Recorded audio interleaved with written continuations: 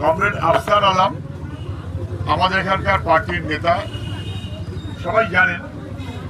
যদি অনেক দিনের পুরনো, 1989 সালে তিনি খুন হয়েছেন নৃশংসভাবে। সেইখানেই এই শহীদ বেদি। তখনকার প্রেক্ষাপট, তার বিস্তারিত আমি যাওয়ার দরকার নেই, আপনারা জানেন। কিন্তু এটা ঠিক,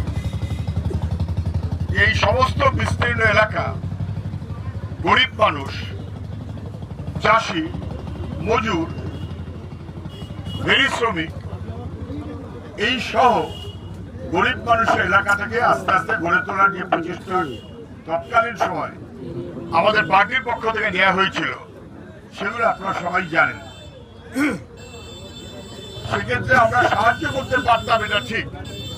কিন্তু এক্ষেত্রে আমাদের এখানকার পুরনো কমরেড যারা পার্টি গড়ে তুলেছেন, আফসার আলম খুন হয়ে গেছেন, কিন্তু তার স্মৃতিকে সঙ্গে রেখে আমাদের এখানকার কমরেডরা গ্রাম ধরে এলাকায় এলাকায় মানুষকে সংগঠিত করার চেষ্টা করেছেন।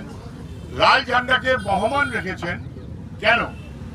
পার্টি করার জন্য কেবলমাত্র না, মানে পার্টি বাজি করার জন্য না, লাল ঝান্ডাকে বহমান রেখেছেন যাতে গরিব মানুষের ঐক্য রচনা করে আমরা একটা আরো সুন্দর এগিয়ে চলা পরিবেশ তৈরি করতে পারি, সমাজ তৈরি করতে পারি।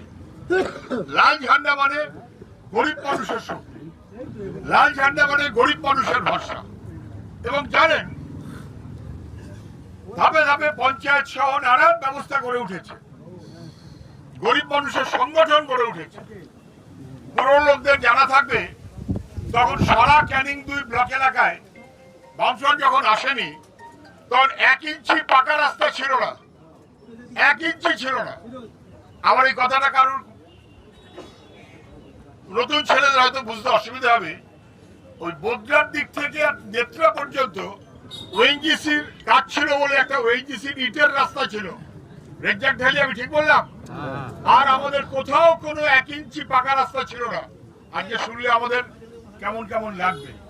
এই সমস্ত রাস্তা গড়ে তোলা, তারপরে যত দিন গেছে সেই রাস্তা ভালো হয়েছে, ধাপে ধাপে ধাপে ধাপে ভালো হয়েছে। আমাদের গোটা ক্যানিং 2 এলাকায় কোনো স্কুল ছিল না যেখানে ক্লাস 11-12 পড়া যায়।